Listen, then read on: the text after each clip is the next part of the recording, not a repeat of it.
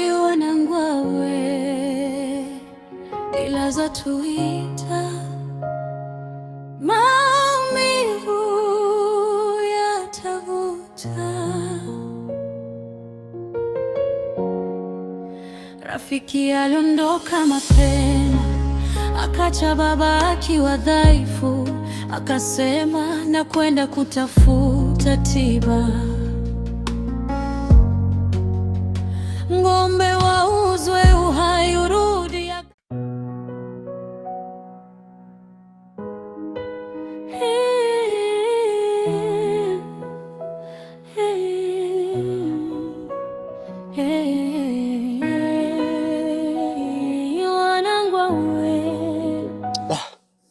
Mbona uko mbali? Mzee, kwani hauko mbali ndugu yangu? Mimi hadi kichwa kinauma hadi pia mshika msima. Pole ndugu yangu. Ila mimi mzee, sema fresh vipi mzee, ndani unaendeleaje? Hali ya mgonjwa ni mbaya sana mzee. Yaani mbaya mno. Hapa nimefikiria tu kwamba nisafiri kidogo. Unaenda wapi? Hebu nisafiri kidogo niende Mpanda huko. Mpanda?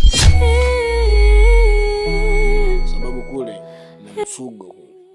Ende nikaiuze ili niweze kupata pesa kuja kufight kwa mzee. Lakini nenga, kisijua hapa ni nyumbani, afu ni mzee wetu. Tuvumilie tu. Tukiendelea kukaa wote hapa uongo. Sababu tatizo lenyewe inatajika kama 1,500,000. Sasa tukiendelea kukaa hapa mimi na wewe hapa kweli tutamtibia mzee? Kama kweli Mpanda kuna mifugo na kuna uwezekano ukaiuza ikapatikana hiyo pesa 1,500,000, itakuwa ni jambo la msingi. Maana yake mzee anatakiwa tumpeleke hospitali. Waganga kienyeji shatupigia hela sana ndugu yangu. Pesa imeenda nyingi sana. Mimi inabidi niende kule nikae siku 2-3 hivi. Kwa sababu kuna dawa bado nazitumia na imani nitarudi kabla hizo dawa zijaisha. Mimi mzee nitakaa naye hapa. Ila kuwa makini usichelewe sana. Si unajua hali ya mzee, afu mimi mwenyewe niko manialoni hapa. Poa. Sasa mimi kamaoga mzee kwa sababu sijampa taarifa yote. Sijajua kwamba namtoroka. Haukujampa taarifa? Poa, kamcheki. Mimi nipo namsikizia bodaboda, nimemtuma mzigo mboga, hajafika mpaka saa hizi. Wanangwawe ila zatuita, maumivu yatavuta. Rafiki aliondoka mapema, akaacha baba akiwa dhaifu, akasema na kwenda kutafuta.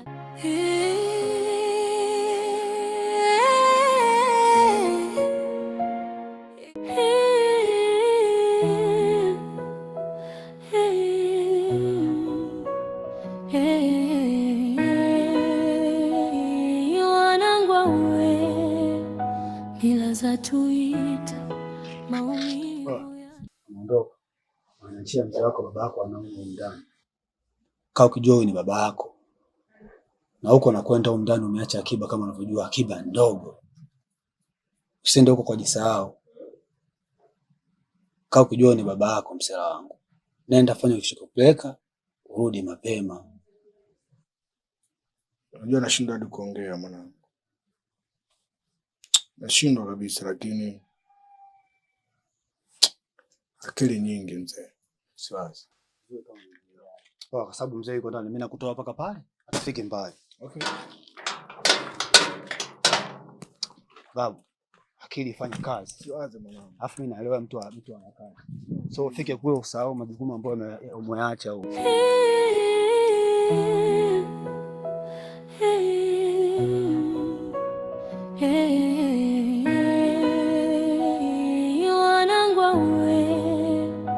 Ila zatuita, maumivu yatavuta.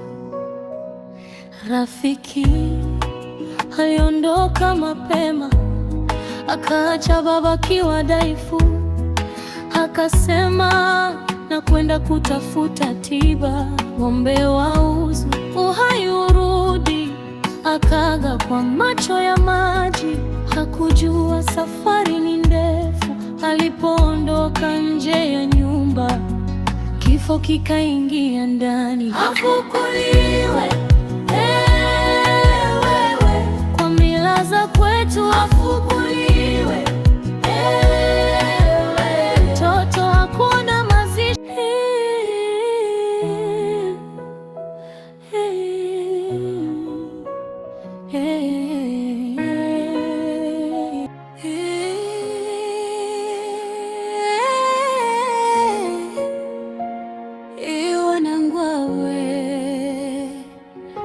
unaweza tuita maumivu. Shemeji yangu, nakuona umependeza mwenyewe jioni. Si umetokea wapi mzee? Una taarifa kuhusiana na mshikaji Nenga amesepa? Hapana, sina taarifa naye. Nenga ametoka kumsindikiza leo hii asubuhi. Unajua hali ya mzee wake pale mtaani, mzee wake anaumwa yule. Kweli kabisa. Amini ninachokuambia shemu. Kwa Nenga amua aende kwanza mazingira yako mtaani kwao kule Mpanda akauze simu na zingine nini ili apate pesa kuja kumtibisha mzee hapo mtaani. Ndio maana nikimpigia simu yake mbona hapatikani? Shemeji, utaki kumlaumu Nenga. Nenga kitu chake kimevurugwa. Yaani kila kimwangalia mzee wake hivi anaambia mimi mkwala sielewi dese. Nenga sio kuondoka bila kuaga. Nenga nakupenda mshikaji wangu. Da, itakuwa kweli shemu. Kwa maana sio kawaida yake. Shemeji. Naamini hapa katikati itakuwa mtandao unasumbua. Si unajua uko tu Minala kwenye nasumbua shemeji yangu. Mimi mwenyewe nimemcheki muda fulani Nenga hapatikani. Sio kawaida yake shemeji yangu. Mimi ngoja nisogee mbele kwenye mazingira yangu. Si unaelewa? Pigie pasi basi nisiko kama Messi. Kweli? Uko vizuri shemu. Basi aliondoka mapema, akacha baba akiwa dhaifu, akasema na kwenda kutafuta tiba. Ng'ombe wauzwe, uhai urudi, akaga kwa macho ya maji, akujua. Ndio. Kutoka mpita nimekuja hapa mtaani. Bila mishoni ya utuelekezi chochote. Nimejinamia tu au ongee tunashindwa kujua. Sema nini unajua? Simamfahamu yule mshikaji wangu Nenga ninaishi naye hapo white. Yule msele hivi shalbalo hivi white. Sio shalbalo baba. Huyo. Yule jamaa jana sikaondoka. Nilijua baba. Mimi nilijua tu mapema msela wangu. Lazima akakuachia mzigo wa mzee pale ndani hapo. Hebu sikiza bwana. Mbona dakia mbele simu hizo afu unafikiri umetunga wewe? Nisikize bwana. Yule jamaa jana kaondoka kwa sababu ya kwenda kukosa mazingira pesa ili kumtibishe mzee wake. Kaondoka tu jana. Yule mzee ndani umkafariki wanangu. Maumivu yatavuta. Rafiki aliondoka mapema, akacha baba akiwa dhaifu, akasema na kwenda kutafuta tiba. Afu mbaya zaidi, namcheki msela hata kwenye simu yake hapatikani toka asubuhi. Sitamani mwaita nyinyi ndugu zangu tujue tunafanya nini. Yeye ukimcheki kwenye simu yake hapatikani, yani toka mimi asubuhi nampigia simu yake hapatikani. Na alisema anachukua ndani ya siku 2. Sasa mimi jamani anataka kunichanganya habari na subiri hivi. Sikia. Ili shakuwa ni so. Na yule jamaa nilivyomwona naondoka. Kwanza siku anakuja nikamwona naondoka, siku mpaka anaondoka ile jana. Anayosema yeye. Nimeona kabisa barabara anaondoka na begi lake. Sema jamaa nilikuwa niko busy, sitaka kumhusisha chochote. Umenielewa mpaka hapo? Sasa hapo tunafanyaje? Hapo inabidi sasa tuwataarifu majirani. Majirani hapo mapema. Kwa majirani mapema itakuwa huko. Kwa sababu majirani wakifika hapa wanataka kujua. Mzee kafaje. Labda wewe ulipokuja nao ndio sasa. Nilijaribu kuzunguka kidogo kwenye uongozi wa serikali. Kweli mimi mpo. Mimi mwanangu tulikuwa na shida nyingi sana. Ni hata mwenyekiti ajui kama ni. Na hicho ndio mnachozingua. Huu ni mtihani. Nadhani hili swala tunalibeba. Uongozi upo umeshindwa kusogea kwenye uongozi. Kwa nini sivumilie hizo siku 2-3 anaweza kupatikana mhusika sasa mtoto wa marehemu. Sawa? Ndio tukajua jinsi ya kulizungumza hili. Mjomba. Ndio maana mimi nakubali sana ushauri wako. Kwa sababu kuzika ndugu wa mtu pasipo taarifa za ndugu zake inakuwa ni tatizo. Yaani bora tuzidi kuvumilia kama ulivyosema wewe. Hata siku moja tu hapo mwanangu atakapatikana ule sio mtu wa kumsusa babake. Kwa sababu mkishirikisha majirani wakija hapa dakika za mwishoni itakuwa ni swala kutaka kustiri mwili wa mzee. Itakuwa ni kipengele atakapokuja mwanae na akitaka tufukue ule mwili. Anaudai sasa sisi tutafanya. Baba ishakuwa jambo hapo. Ishakuwa tatizo.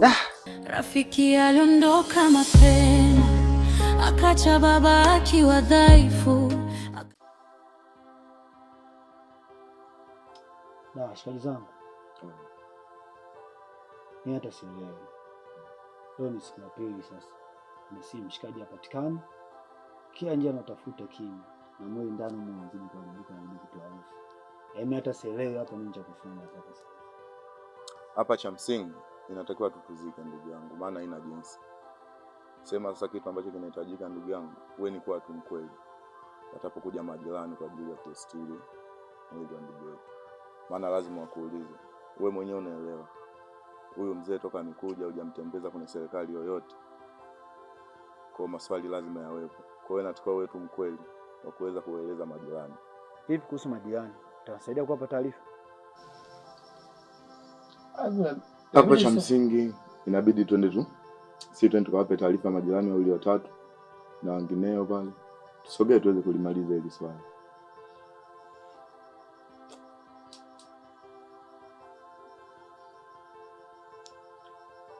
Sawa ndugu yangu. Hilo ndo la msingi. Haina jinsi ndugu zangu. Basi shida yangu leo.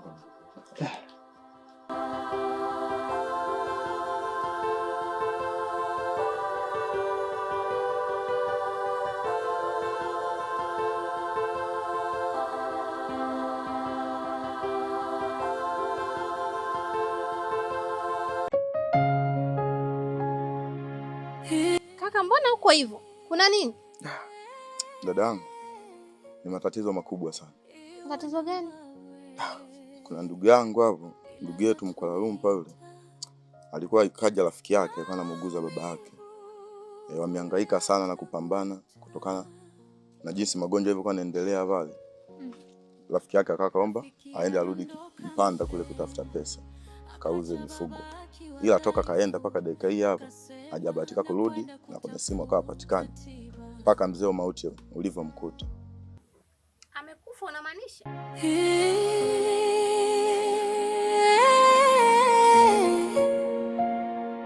Kwa hapa cha msingi dadangu, na tukao tu tusogelea yani pale tukapeane kampani moja. Sawa, nimekuelewa. Ngoja niende nikajiandae alafu nakuja. Basi, haina shida dada.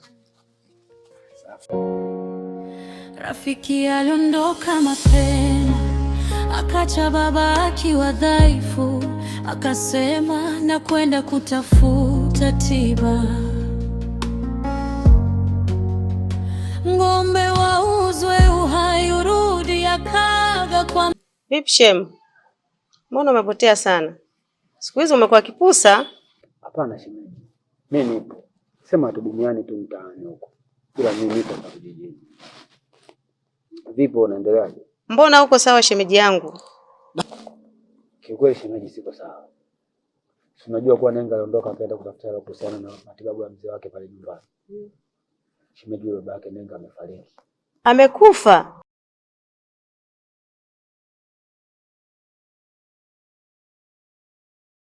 Hivi Nenga anazo taarifa kweli? Shemeji, mimi familia yetu nakwambia zaidi ambayo namjua kuhusiana Nenga. Ambaye zaidi Nenga wala hapatikani kwenye simu. Hicho ndio kinazidi kunivuruga zaidi kwenye kichwa changu. Kwa familia yake kiujumla hauifahamu, tofauti na hivyo na mzee wake tu. Rafiki aliondoka mapema, akacha baba akiwa dhaifu, akasema na kwenda kutafuta tiba. Ng'ombe wauzwe, uhai urudi, akaga kwa macho ya maji, hakujua safari ni ndefu. Alipoondoka nje ya nyumba, kifo kikaingia ndani, afukuliwe.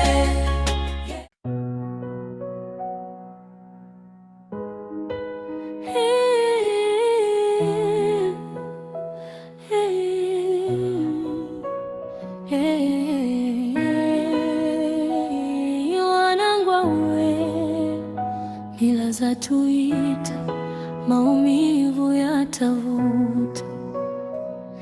Rafiki aliondoka mapema, akaacha baba akiwa dhaifu, akasema na kwenda kutafuta tiba. Ng'ombe wauzwe, uhai urudi, akaga kwa macho ya maji, hakujua safari ni ndefu.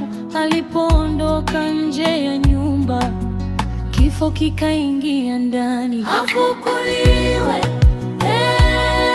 Wewe kwa mila za kwetu, afukuliwe.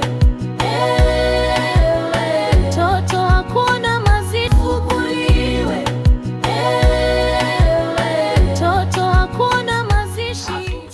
aise. Ah! Nenga! Oh, vipi mzee? Kwa kawaida. Karibu babu. Asante baba. Mbona kimya mwana? Mbona badilika baba?